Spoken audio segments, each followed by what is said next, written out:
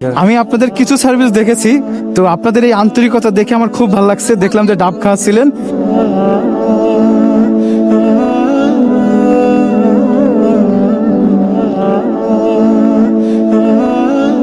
যে আমরা যদি অসহায় মানুষের পাশে সবাই যদি চলে আসতাম, তো রাস্তায় এত ফুটপাতে এত মানুষ থাকতো না।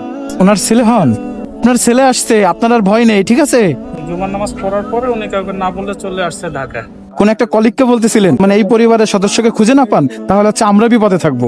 দায়িত্ব দেখেন এখনো কতটা মানবিক ভাবে এই যে সালাউদ্দিন ভাই কাজটা করতেছে। আমার কাছে অনেক ভালো লাগতেছে।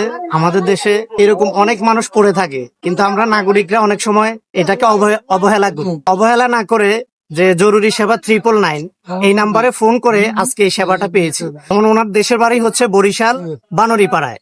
আমার একার দ্বারা সম্ভব না, অথবা একটা ভিডিও ছেড়ে দিয়ে বানরিপাড়া যাওয়া পর্যন্ত সম্ভব না। এই আলম স্যারের মাধ্যমে বানরিপাড়া থানায় কথা বলে ওই এলাকার যে চেয়ারম্যানের সাথে কথা বলে ওনার ছবি পাঠিয়ে আমরা খুব দ্রুত 1-2 ঘন্টার মাঝেই আমরা ওনার যে ঠিকানা ওটা খুঁজে পেয়েছি। আজকে ওনার ছেলে মেয়ে ওনারা দুইজনে আসছেন, এখন ওনাকে নিয়ে যাবে। যে কোনো জায়গায় যেখানে সেখানে কোনো লোক যদি এরকম পড়ে থাকে, নিজের পিতা মাতার হিসাব করে তাদেরকে অন্তত একটা সেবা, একটু খাবারের অথবা তার ঠিকানায় পৌঁছে দেওয়ার চেষ্টা করবে ইনশাল্লাহ। এবং হচ্ছে যদি আমরা না পারি তাহলে যে 349-এ ফোন করবে। আঙ্কেল এখন কি বাসায় যাবেন? আপনার ছেলে মেয়ে তো সবাই চলে আসছে, আপনি কি খুশি হয়েছেন? আচ্ছা, এরকম আর একা একা বের হবেন না, হ্যাঁ? ঠিক আছে, কোলে নিতে বলতেছে।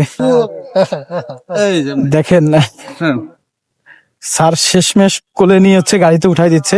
এই সিএনজি ঠিক করা হয়েছে? যাক, মার্শাল্লাহ, গাড়িতে উঠে গেল।